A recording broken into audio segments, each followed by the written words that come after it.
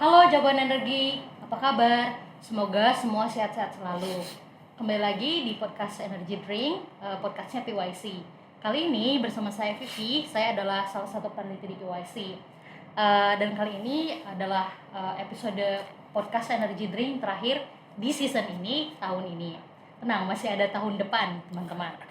Nah, kali ini teman ngobrol saya ini cukup istimewa juga karena episodenya spesial. Bisa dibilang lah kedua teman saya ini merupakan pionir atau pencetus dari podcast Energy Drink, bener kan? Bener? Insya Allah bener. Oke. Nah, jadi kita kedatangan Ayu dan Dewa yang nanti akan ngobrol-ngobrol nih cerita seputar sebenarnya apa highlight berita seputar energi sepanjang tahun 2021. Nah, tanpa panjang lebar, kita langsung saja undang Ayu dan Dewa. Mungkin lo bisa kenalan dulu. Oke, halo semuanya. Kenalin, nama gue Masitayu Cindy. Gue bisa dipanggil Masita, bisa dipanggil Ayu atau Cindy, tapi di PYC gue bisa dipanggil Ayu.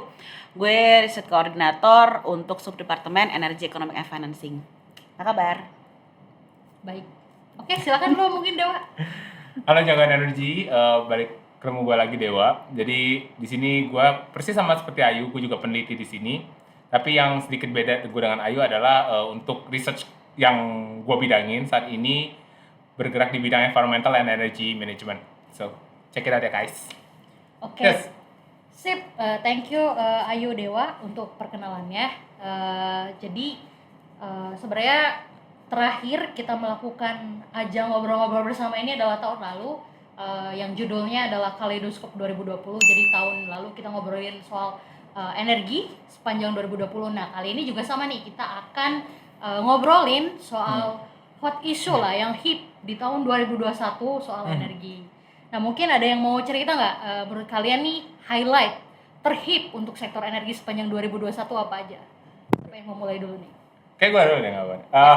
Kalau kita bicara highlight itu sebenarnya banyak banget. Mungkin kita nggak bisa mention sebanyak itu karena keterbatasan waktu. Tapi kalau buat gue pribadi itu ada beberapa. Jadi contohnya adalah Indonesia tuh mengimplementasikan carbon pricing.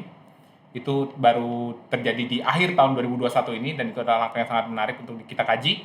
Kemudian RUPTL yang quote-unquote hijau, itu juga menarik untuk kita bahas. Kemudian juga ada China yang melakukan aksi membentikan investasi terkait pengembangan batu bara di luar negeri. Dan yang terakhir kita juga tahu bahwa Bappenas kemarin baru meluncurkan LCDI, LTS, LCCR. Itu adalah long term strategy, low climate and carbon resilience. Itu ditargetkan pada tahun 2050. Dan sektor energi itu merupakan salah satu faktor integral yang menjadi katalis bagaimana upaya mitigasi karbon, upaya mitigasi climate change di Indonesia itu dapat terwujud. Terus selain itu ada juga kita tahun ini tuh mulai pengembangan nih untuk bisa ekspor listrik ke Singapura. Jadi ini tahun ini kita mulai membangun, habis itu rencananya sih COD-nya kalau nggak ada halangan 2024 kita akan sudah bisa melakukan ekspor listrik ke Singapura. Terus kemudian ada lagi perkembangan dari sektor CBM, coal bed methane, itu perkembangan yang cukup signifikan karena riset CBM sendiri di Indonesia tuh sebenarnya dari tahun 2003, terus kemudian pemerintah mengeluarkan Permen SDM tahun 2006, tapi setelah itu hiatus ya, jadi benar-benar tidak ada perkembangan sampai akhirnya di bulan Juni 2021 ini ada POD pertama CBM di Tanjung Enim oleh Dart Energy, itu dia menggunakan sistem PSC growth split. Terus ada juga di November itu kebakaran kilang Cilacap, ini cukup sering sih sebetulnya kebakaran kilang di Indonesia, cuman ini karena Cilacap itu dia mensuplai 34% dari fuel di Indonesia, jadi itu lumayan besar juga waktu itu. Dan kemudian 2021 ini yang nggak boleh ketinggalan tuh di skala global juga ada krisis energi ya. Dimulai dari kurang lebih kuartal 3 2021 harga energi baik gas bumi, minyak bumi atau coal itu naik sampai 400% dan masih berlangsung sampai saat ini. Jadi itu juga suatu hal yang perlu di-highlight tahun 2021. It's so interesting sebenarnya, banyak banget ya berita yang menarik di 2021 ini. Tadi gue penasaran nih, Dewa sempat mention soal carbon pricing. lu bisa jelasin nggak sebenarnya secara umum carbon pricing itu apa? Terus gimana sih penerapannya si carbon pricing ini di Indonesia sendiri?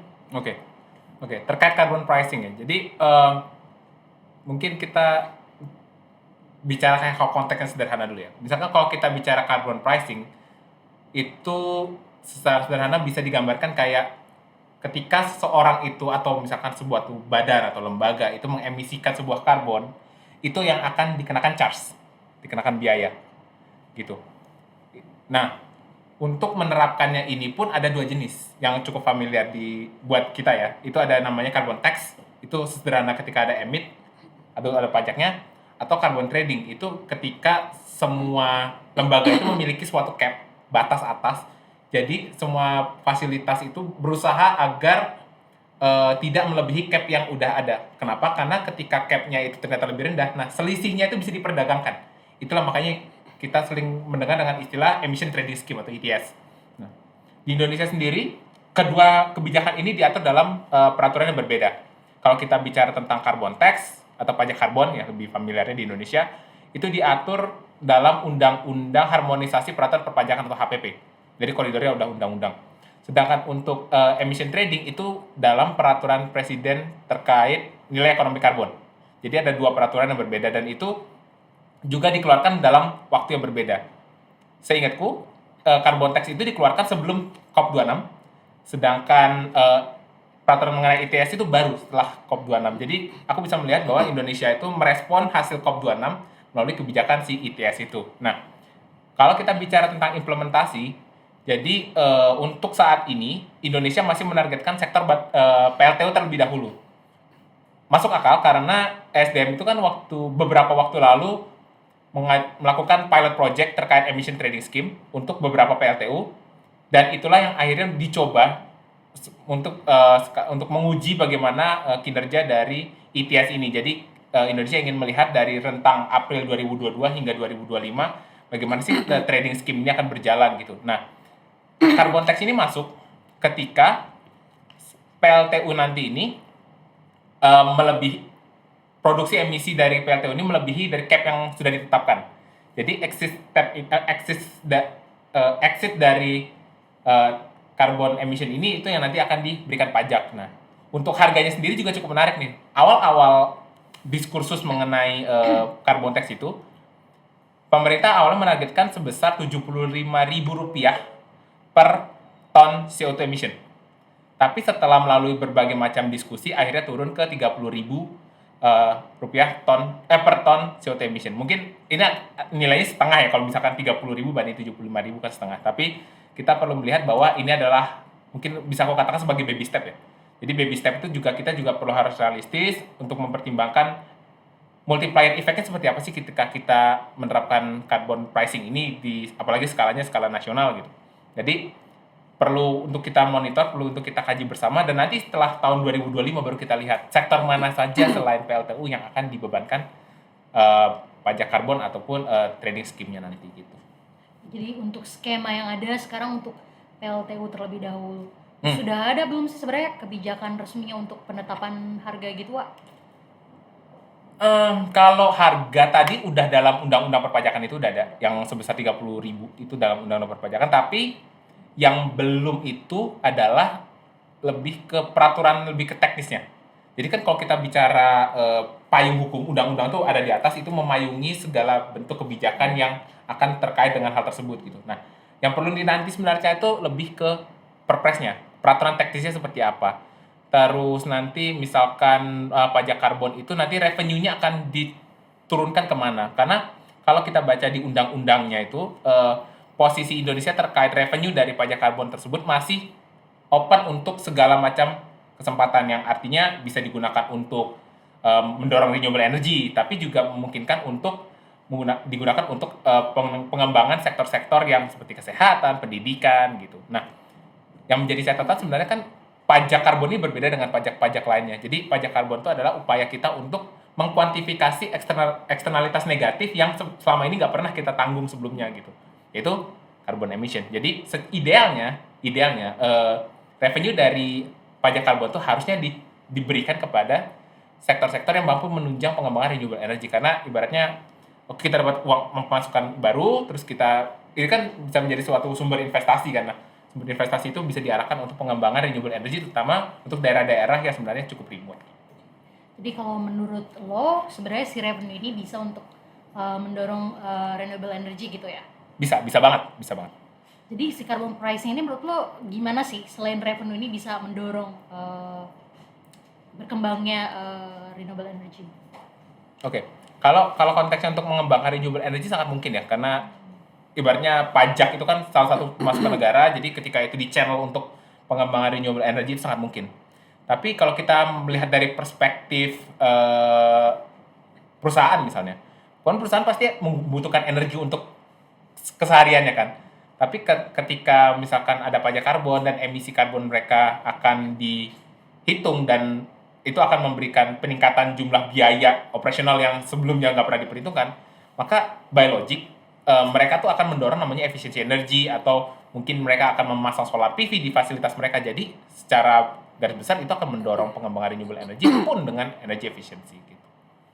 Oke, jadi sangat menarik ya. Jadi tadi skema carbon pricing tuh ada dua yang cukup normal gitu di Indonesia, ada carbon tax dan juga ada tadi cap and trade.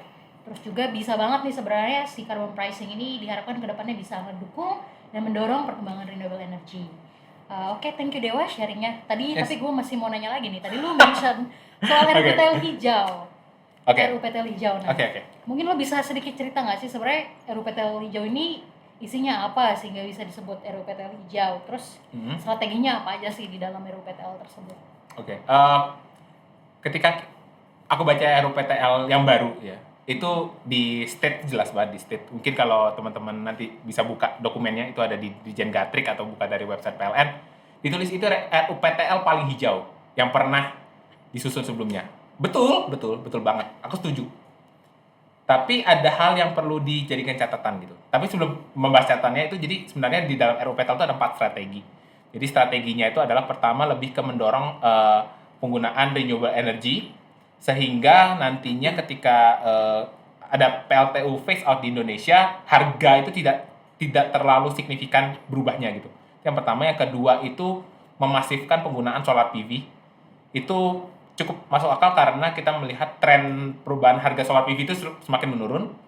Kemudian juga ada penggunaan dari co-firing dari power plant itu untuk mengurangi emisi yang dihasilkan dari PLTU, dan yang terakhir ada di dieselization, itu sesederhana untuk kita tidak menggunakan lagi pembangkit listrik tenaga diesel dan mengganti menggunakan renewable energy. Jadi ada 4 strategi itu. Nah, kenapa kukatakan quote unquote hijau ya? Karena kalau dibaca lebih dalam lagi, teman-teman, benar bahwa renewable energy itu baurannya akan meningkat untuk pembangkit listrik itu menjadi almost 52%, sedangkan 48%-nya itu berasal dari fosil. Tapi perlu dilihat juga bahwa sepanjang periode itu pengembangan PLTU itu masih berjalan. Itu adalah imbas dari kontrak yang sudah ditandatangani oleh Indonesia jauh sebelum waktu itu. Itu kalau nggak salah 2015-2019 ya periode itu.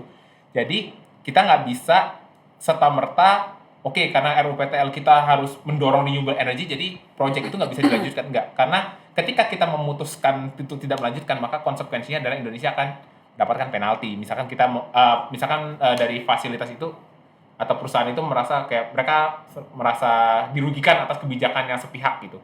Itu kita pasti kalah sih secara otomatis. Nah, yang bisa pemerintah lakukan sebenarnya bisa dengan berdiskusi bersama dengan misalkan perusahaan tersebut atau investor yang datang ke Indonesia untuk mengembangkan PLTU, bagaimana caranya agar PLTU itu emisi yang dihasilkan bisa dapat ditekan. Kalau di bayanganku ada beberapa ya. Misalkan yang paling besar itu adalah satu, mendorong pembangunan CCUS, fasilitas CCUS itu sangat penting. Yang kedua, misalkan untuk melakukan co-firing, jadi PLTU-nya itu juga menggunakan biomasa jadi bahan bakarnya, ataupun juga bisa dengan menggunakan batu bara ultra super critical. Itu yang secara emisi memang jauh lebih rendah dibandingkan pembangkit batu bara berkalori rendah gitu contohnya. Gitu sih. Jadi di dalam RUPTL-nya masih ada memang batu bara, hanya karena kemungkinan susah karena ada penalti, sehingga yang upaya yang bisa dilakukan adalah tadi dengan skema-skema lain seperti CCS dan yang lo bilang tadi. Kurang lebih kayak gitu. Tapi kesimpulannya nih, menurut lo RUPTL ini hijau atau enggak? Kalau dikatakan hijau, nggak bisa dikatakan hijau atau enggak sih sebenarnya. Kalau misalkan konteksnya adalah hijau, berarti kan 100% renewable. Faktanya kan memang enggak, ya kan. Nah, tapi harusnya pertanyaannya lebih ke apakah ini lebih hijau atau enggak dong, gitu kan ya. Kalau lebih hijau jelas, karena bauran renewable energy-nya jelas lebih meningkat gitu. Oke, jadi lebih membandingkan ke yang sebelumnya. Betul. Yang sudah pasti yang ini memang lebih baik lah dari yang sebelumnya seperti itu. Hmm. Nah, gue juga penasaran nih, kalau menurut menurut lo RUPTL ini hijau atau enggak? Kurang lebih sih kalau gue sama kayak Dewa, jadi sudah jauh lebih baik, jadi sudah jauh lebih hijau karena ini menunjukkan political will-nya dari pemerintah tuh sudah jauh lebih kuat lagi daripada RUPTL yang sebelumnya tahun 2019. Dan ini bisa jadi breakthrough awal juga sih untuk pengembangan energi terbarukan di Indonesia. Walaupun tadi belum sempurna juga, kayak tadi udah dibilang kan masih ada fosil energinya, masih ada pengembangan batu bara juga di dalamnya.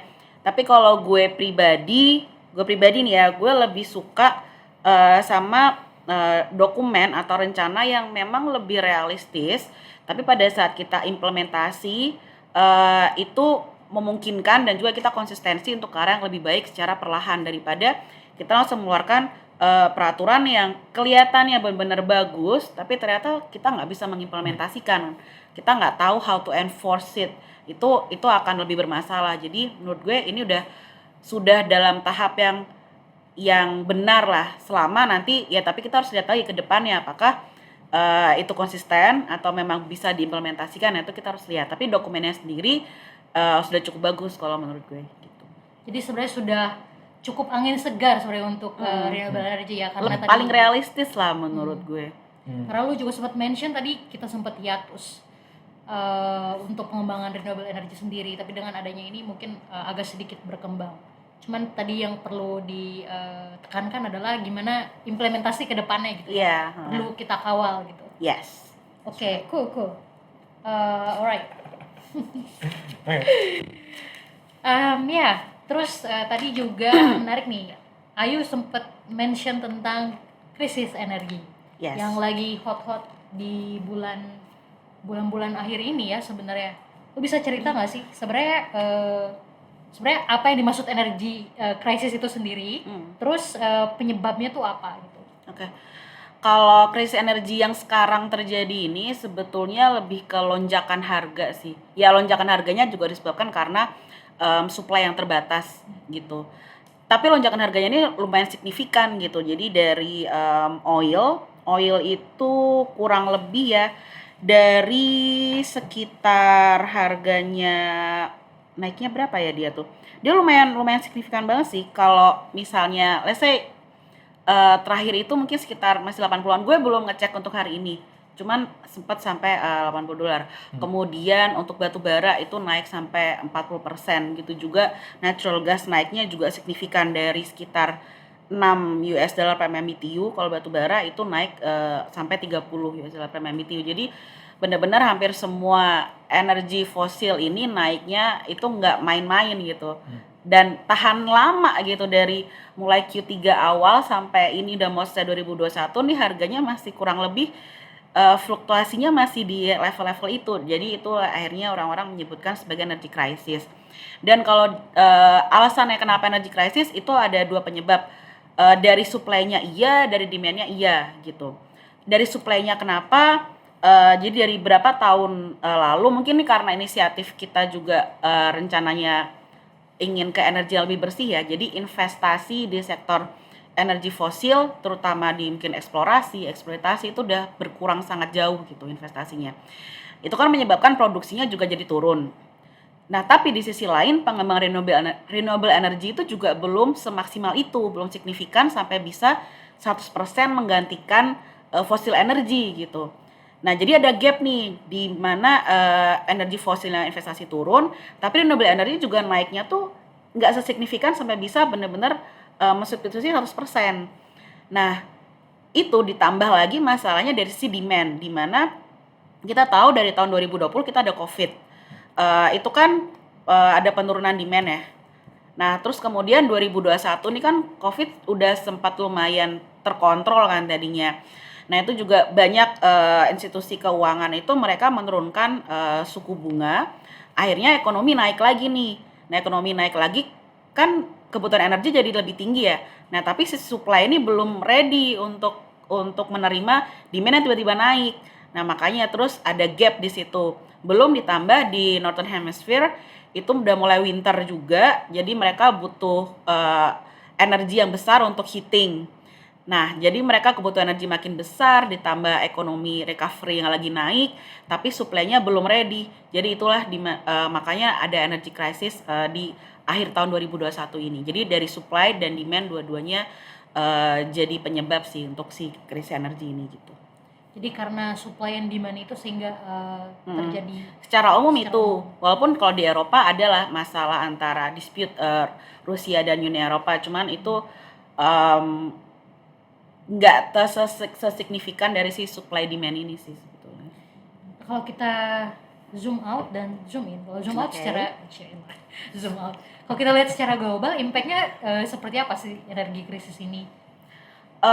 Ya pasti harga energi akan naik, jadi end usernya mereka mau tidak mau harus bayar energi lebih tinggi gitu. Dan untuk beberapa negara yang tadinya mereka mau full pakai renewable energy ternyata nggak mampu, ya mereka mau nggak mau akhirnya mengaktifkan lagi pembangkit untuk fosil energinya gitu. Kalau zoom ini, kalau impact-nya buat Indonesia ada nggak sih? Nah, kalau Indonesia tuh agak unik karena sebetulnya kita malah justru banyak dapat berkah dari krisis energi ini untuk sekarang. Gitu. Karena kenapa? Karena kebetulan kita masih eksportir LNG dan batu bara di mana itu harganya naik banget. Jadi kita dapat sebutannya windfall profit lah gitu dari situ. Walaupun kita juga kena impact dari harga minyak yang tinggi karena kan kita importir minyak untuk BBM sama LPG nih. Nah, tapi karena ada windfall profit yang cukup besar dari batu bara, dari natural gas, dan sebetulnya banyak komoditas lain lagi yang naik juga sih sebetulnya kayak sawit, mineral itu juga naik. Jadi kita lagi banyak dapat windfall profit. Jadi yang tadi harga crude oil ini naik itu bisa di cover oleh pemerintah. Itu yang pertama. Jadi tidak terlalu impact-nya tidak terlalu besar. Di sisi lain juga kebetulan untuk harga BBM dan LPG Indonesia kan sangat diatur pemerintah ya. Jadi kalau lo lihat di SPBU atau di warung-warung yang jual LPG itu harganya nggak signifikan. Beda sama kalau misalnya kita bicara Jepang, itu harganya di pass through tuh. Jadi dari harga global berapa itu bisa langsung di pass through ke end usernya. Jadi kalau di global naik, di end user langsung naik. Nah di Indonesia tuh kita enggak. Kita selalu batasi kan dari peraturan pemerintah itu. Jadi makanya tidak terlalu besar impact-nya. Tapi itu untuk jangka pendek. Maksudnya untuk sampai sekarang kita masih oke, tapi kalau misalnya nanti ternyata krisis energi ini jangkanya panjang, nah itu bisa jadi masalah karena kalau harga energi naik lama-lama di supply chain sampai industri hilir pasti akan naik juga harganya. Dan kita kan import banyak hal juga kan, pasti akan ada kenaikan harga juga. Bisa mungkin kalau worst case-nya itu mungkin sampai resesi kalau memang krisis energi ini akan lama gitu bertahannya gitu. Nah, lu tadi sempat mention lama dan jangka panjang nih. Kalau menurut lo sendiri, kira-kira sampai kapan gitu energi krisis ini berakhir? Best case-nya sampai winter di Northern Hemisphere ini selesai. Karena pada saat sudah mulai kebutuhan untuk heating ini tidak terlalu tinggi, itu kan demand-nya berarti berkurang, akhirnya supply-nya bisa adjust lagi dengan demand yang ada, harganya udah bisa kembali stabil lagi gitu. Itu yang paling cepat gitu. Tapi terus ada juga ini kemarin sih baru isu ya, masih belum tahu juga jadi apa enggak. Jadi Federal Reserve itu rencananya mereka mau mulai menaikkan lagi nih suku bunga dari yang kemarin menurunkan. Nah itu kalau kayak gitu juga bisa mulai mengadjust demand-nya lagi gitu. Itu dari sisi demand. Jadi so far ini kalau gue lihat sih kapan selesainya nih menunggu demand-nya nih. Kapan dia bisa turun. Kalau dari sisi supply soalnya agak susah nih, kita harus menunggu renewable energy untuk bisa catch up dengan fossil energy gitu, dan itu kan membutuhkan teknologi, membutuhkan investasi yang lumayan besar gitu. Itu sih. Jadi kalau paling cepat itu pertama winter ini selesai, jadi kurang lebih nanti ya Q2 2022 lah nanti itu bisa harapannya sih bisa selesai krisis energinya. Jadi kalau menurut lo untuk dari jangka pendek sendiri dari segi demand itu sendiri sampai menunggu turun, kalau untuk jangka panjang mungkin untuk pengembangan RE ke Iya. depannya, seperti itu. Dewa, any comment? No? No, I think Ayu udah jelasin dengan detail banget sih. Oke, cool. Nah, terus tadi juga kita sempat ada bahas soal China stop investing di PLTU atau coal investment secara umum.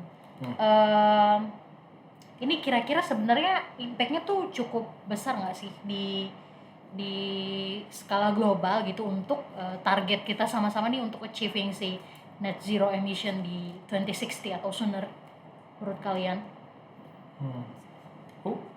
Siapa aja boleh, bebas yang mau jawab duluan. Ya, gue dulu deh. Kalau menurut gue sih cukup signifikan ya, karena sejauh ini dalam beberapa tahun terakhir itu Cina yang paling rajin sebetulnya untuk investasi coal baik di dalam negeri maupun di luar dari China sendiri gitu. Jadi inisiatif dia yang sekarang bahkan lumayan lantang juga bicara bahwa dia benar-benar akan stop invest in coal abroad, itu akan menjadi angin segar sekali sih untuk bisa mengurangi PLTU ini. Apalagi kan Cina kan sekarang investasinya kan dia masif banget ya di mana-mana ya. Jadi kalau gue pribadi sih ini cukup signifikan sih impactnya. Sangat promising dan signifikan untuk achieving this target gitu lah. Iya, karena gue nggak tahu, tapi gue belum lihat ada negara lain yang segetol Cina untuk investasi di coal ini. Iya, gue belum lihat sih. Sejauh ini baru China. Oke. Kalau menurut lo, Wak? Gue agak berbeda sama Ayu ya. Kalau gue ngeliatnya tuh, kalau misalkan konteks apakah pemberhentian investasi China terkait program batubara di luar negeri memiliki impact yang signifikan terhadap target nir karbon global, itu enggak. Aku bisa bilang enggak karena investasi China keluar ke batubara, proyek batubara misalkan ke beberapa negara berkembang, you name it, di Afrika atau di Bangladesh yang sangat besar banget, ataupun Indonesia dan Vietnam, itu tidak sebesar investasi mereka di dalam negeri.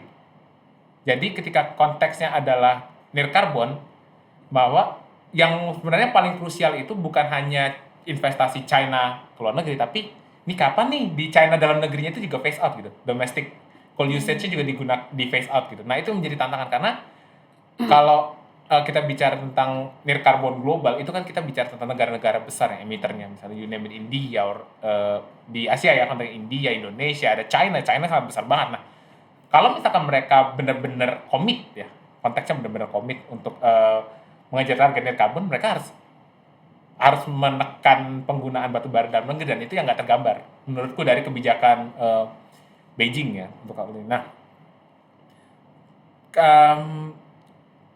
tapi aku totally setuju sama Ayu bahwa untuk investasi yang berbau batu bara memang tidak ada yang lebih besar daripada China. Itu aku totally agree. Kalau misalkan kita bicara tentang jangankan PLTU, hal-hal yang lebih ke arah hilirisasi batu bara pun, most of the technology coming from China.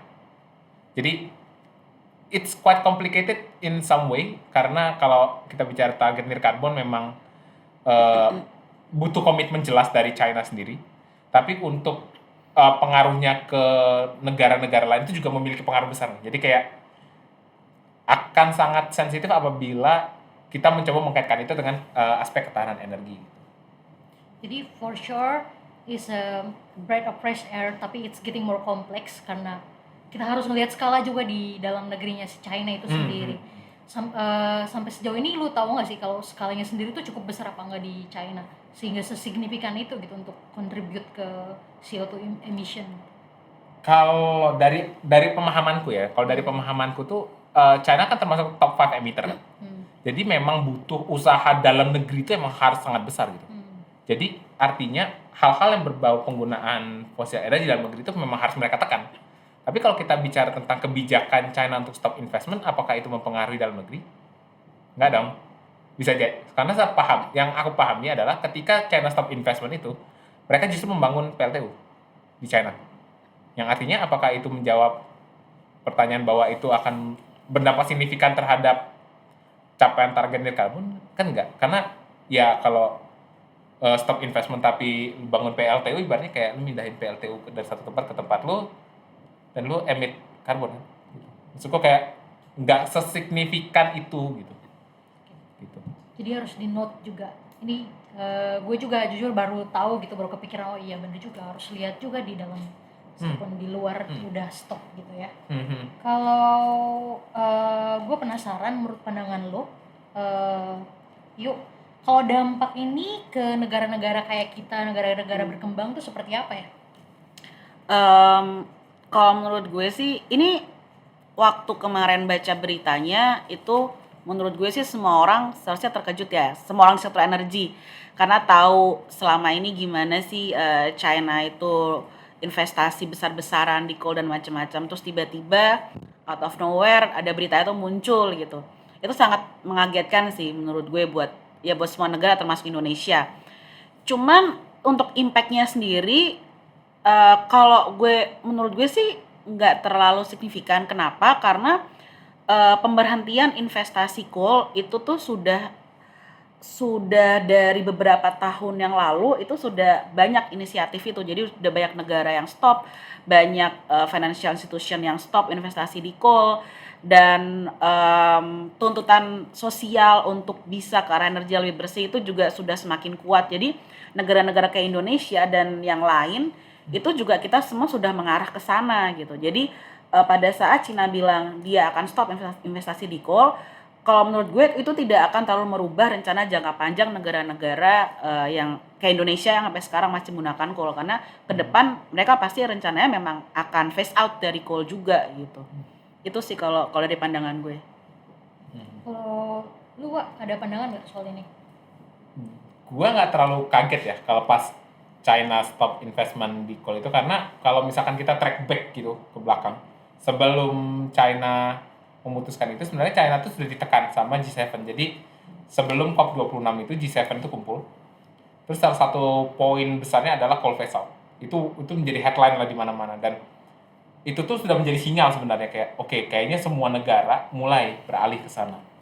Gak lama setelah itu Indonesia memutuskan kita akan melakukan coal phase out pada tahun 2060. Itu udah sinyal, artinya Indonesia sebagai salah satu negara berkembang, sebagai salah satu negara penerima investasi batubara dari China, itu udah mulai ancang-ancang tuh. Udah mulai, kita perlu shifting deh program planning kita gitu. Baru tiba-tiba gak lama kemudian China memutuskan untuk itu. Dan jadi artinya semua negara itu menurutku ya, terlepas dari Indonesia, menurutku negara-negara juga punya, setelah G7 itu mereka udah mulai ancang-ancang. Atau bahkan jauh sebelum itu mereka sudah mulai ancang-ancang. Jadi aku totally agree dengan Ayu bahwa secara jangka panjang itu memang tidak memiliki impact sebesar itu, tapi untuk jangka pendek jelas. Karena ibaratnya kita punya investment tiba-tiba. So it's a big signal, tapi secara jangka panjang nggak terlalu impactful lah ya. Bisa dimitigasi dengan baik sih. Bisa dimitigasi. Karena time frame-nya lebih luas. Ya. Kalau soal ketahanan energi nih ya, kan kalau kita ngomongin soal batubara kan masih banyak negara yang masih rely on batubara gitu untuk berita ini sendiri, untuk stopnya China investing. Kira-kira ada pengaruhnya nggak sih ke ketahanan energi dari negara-negara yang terhubung dengan China ini? Kalau untuk ketahanan energinya mungkin tidak terlalu ya, karena ini kan yang China tuh stop investing kan untuk yang baru ya. Sedangkan kalau untuk yang lama, untuk pembangkit yang lama itu kan sudah established gitu. Jadi sudah cukup di situ. Nah, sedangkan kalau untuk yang pembangkit baru, kalau lihat dari trennya memang sekarang mereka sudah hampir kesulitan sih sebetulnya untuk bisa membangun batu bara. Walaupun mungkin mereka mau, tapi itu sudah sulit gitu. Jadi kayak tadi dibilang, jadi memang strateginya pasti sudah hampir lari dari batu bara itu sendiri. Jadi untuk ketahanan energi seharusnya negara-negara lain mereka udah punya skenario lah at least untuk memang keluar dari batu bara itu. Jadi ini lebih ke arah jatuhnya, jadinya inisiatif Cina itu mempercepat negara-negara yang masih bergantung pada batu bara untuk mereka mau tidak mau dipush untuk keluar dari batu bara itu gitu. Semacam sinyal untuk segera mengkatalisis si phase out ini. Iya, karena kalau sebelumnya masih ada Cina, mereka masih ya bisa lah, masih ada nih yang mau investasi, tapi kan kalau sekarang jadi makin sulit jatuhnya. gitu. Lu any comment soal ketahanan energi? Kurang lebih sama sih. Jadi kalau misalkan kita ngomongin konteks energi kan mereka pasti punya rencana jangka pendek, jangka panjang, jangka menengah gitu. Jadi ketika ada suatu kebijakan terjadi di suatu waktu, mereka pasti punya adjustment terkait perencanaan energi mereka kan. Nah, aku ambil contoh misalkan Bangladesh nih. Kalau kita bicara tentang Bangladesh dan China, most of the investment kepada PLTU-nya itu dari China nih, si Bangladesh ini. Nah, jelas kalau misalkan kita ngelihat ini paling terdampak jelas Bangladesh karena ibaratnya sebagai investor terbesar terus tiba-tiba di stop gimana. Nah, satu hal yang menarik adalah beberapa waktu lalu Bangladesh itu memutuskan untuk membangun PLTU. Yang artinya itu bisa menjadi sebuah replacement terbaik untuk penggunaan PLTU karena PLTU kan biasa digunakan untuk baseload kan. Karena cost of energinya jauh lebih rendah gitu dibandingkan renewable energy. Jadi adanya sebuah replacing substitusi ke arah PLTN itu sebenarnya bisa menjadi suatu alternatif sehingga si Bangladesh itu tidak terlalu terdampak akibat dari stop investasi dari China gitu.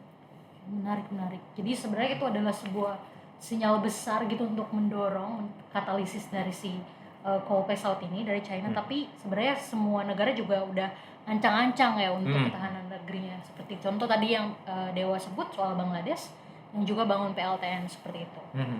Nah oke. Nah sekarang gue penasaran sih soal masalah kebijakan nih. Menurut kalian berdua nih yang suka ngobrol-ngobrol soal kebijakan gitu ya, kira-kira perkembangannya di Indonesia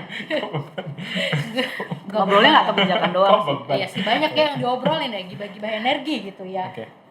Begitu guys, jadi soal transisi energi gitu ya, perkembangan kebijakan di Indonesia sendiri untuk achieving si net zero 2060 or sooner ini seperti apa ya kalau di Indonesia sendiri Di tahun ini.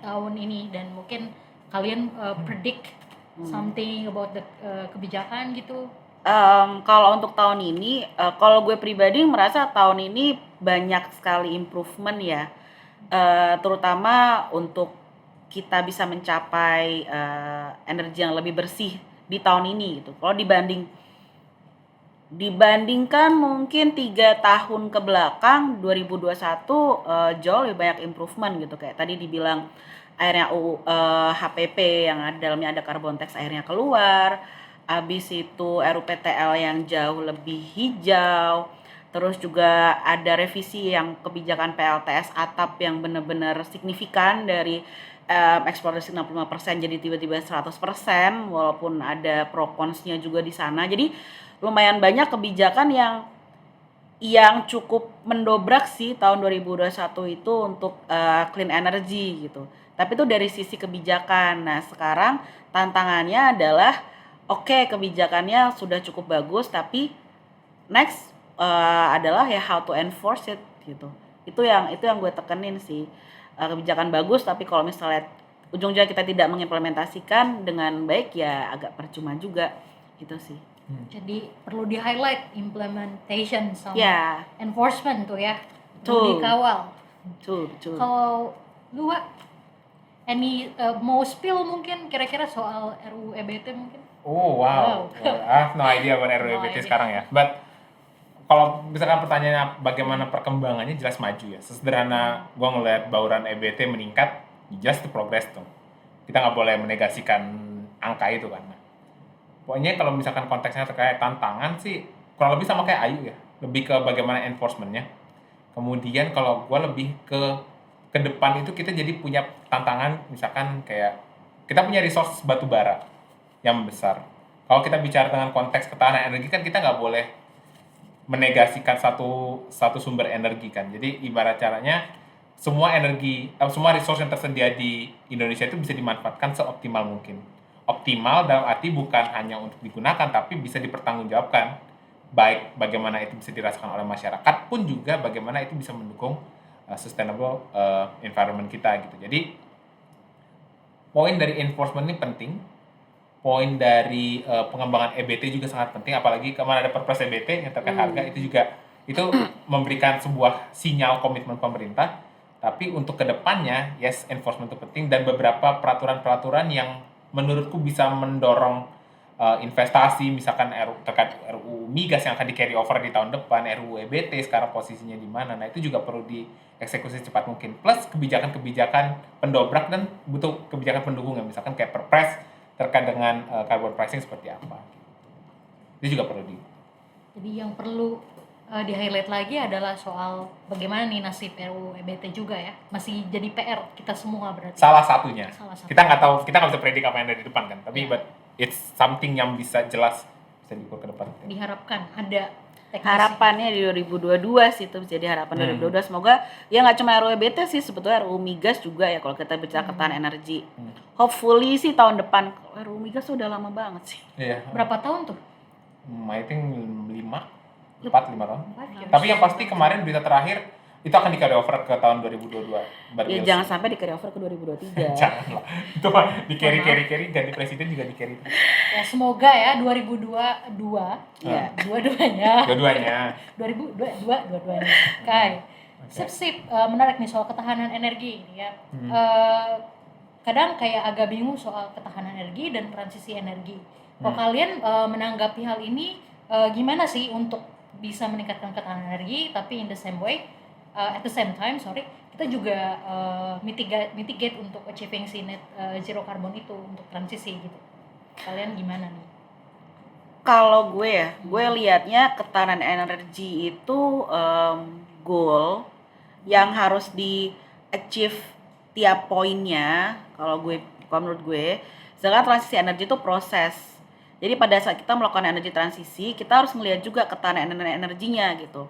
Jadi jangan sampai kita overshoot transisi secepat mungkin, tapi kita lupa nih kalau ketahanan energi jadi salah satu prioritas kita juga. Jadi gitu.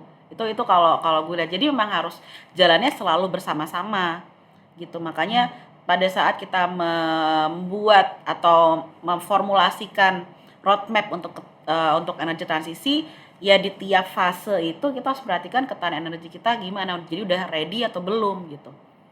Kayak Itu sih kalau di gue. Jadi kalau menurut Ayu adalah gimana caranya tidak overshoot ke lingkungan tapi juga kitanya tidak falling karena ketahanan energi kita tidak tercapai gitu ya. Seperti itu. Oke, kalau menurut lu, Wak?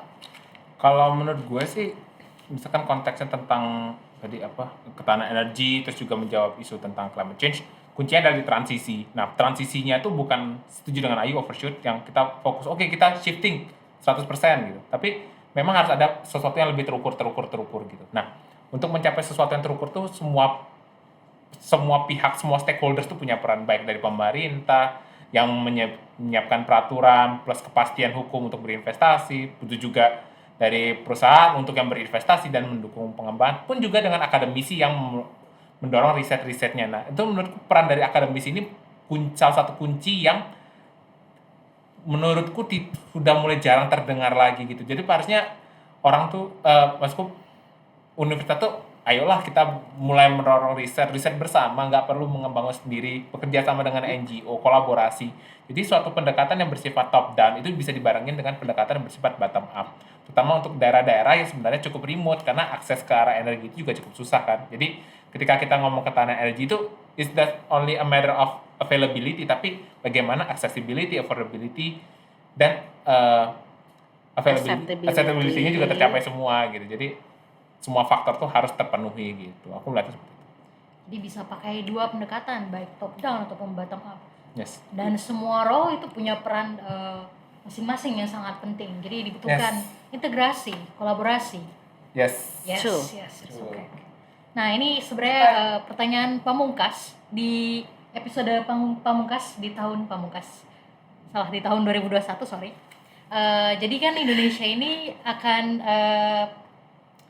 dia akan menjadi presidensi in G20. Yes. Nah, untuk sektor energi sendiri, kalian ada spill berita nggak persiapannya kayak gimana gitu? Aku kurang tahu ya. Beban. Tapi bisa jadi kenapa tadi gue bilang 2021 nih banyak improvement. Mungkin aja tuh jadi persiapan presidensi G20. Kenapa akhirnya banyak kebijakan-kebijakan yang benar akhirnya mendukung, which is good juga sebetulnya. Kalaupun alasan utama yang presidensi ya selama nanti Indian implementasinya bagus ya udah itu jadi G20. Tapi kalau untuk yang jelasnya kayak gimana sih, gue belum tahu sih. Kayaknya belum ada sih. Belum ada spill ya. Oke. Kalau dari lu We'll see. mungkin Oke, kalau gue agak sulit ya melihat presidensi G20 langsung ke sektor energi itu agak sulit. Kayak presidensi G20 itu kan ibaratnya negara-negara yang memiliki power di sektor ekonomi berkumpul bersama, berdiskusi bersama. Jadi butuh satu isu besar, which is climate change. Nah, dari climate change itu nanti bisa turun ke satu keputusan bersama yaitu sustainable finance. Nah, dari sustainable finance itulah yang sebenarnya sangat dibutuhkan, terutama dalam mendorong renewable energy. Jadi aku membayangkan presidensi G20 itu nggak sedirect itu terhadap sektor energi, tapi produk-produk yang dihasilkan dari kesepakatan G20 itu memiliki andil besar terhadap pengembangan renewable energy di Indonesia. Aku pahaminya seperti itu. Oke, cool. Itu tadi terakhir sini sudah ada aba-aba dari Dari tadi sih dari sebenarnya. tadi Dari tadi waktunya sebenarnya. habis. Tapi ini sebenarnya ada pesan sponsor terakhir dari Kim Jenny. Jadi sekarang PYC ini udah jadi distributor resmi dari bukunya Daniel Yargin.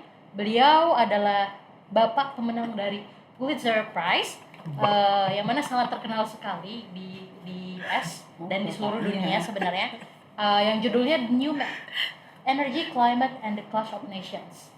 Beliau banyak sekali tulisannya, selain buku ini juga sebenarnya ada, tapi yang kami jadi distribusikan adalah buku yang ini. Menarik bukan? Oke, terima kasih. Terima kasih Kim Jenny. Ya, jadi intinya seru banget sih sebenarnya, sangat menarik ya obrolan tadi. Genuinely aku enjoy juga sih sebenarnya nanya-nanya kalian ya. Oke. Nggak ngobrol, aku lebih banyak nanya. Aku senang bertanya gitu. Jadi intinya adalah semua role itu sangat penting, termasuk pemerintah, NGO, akademisi, semua harus berkolaborasi bersama untuk transisi energi ini dan untuk mencapai si net zero karbon tersebut. Oh ya, ada pesan sponsor lain rupanya. Baru mau bilangin tuh ada row kedua tuh. Ada paper competition, jadi PYC akan ulang tahun di bulan Juni nanti, tapi kita akan mengadakan kompetisi paper yang insya Allah akan diadakan di Januari atau Desember. Tunggu saja beritanya di website kami, pantengin, stay tune website kami di purnomoyusgenterocenter.com. Website-nya udah benar.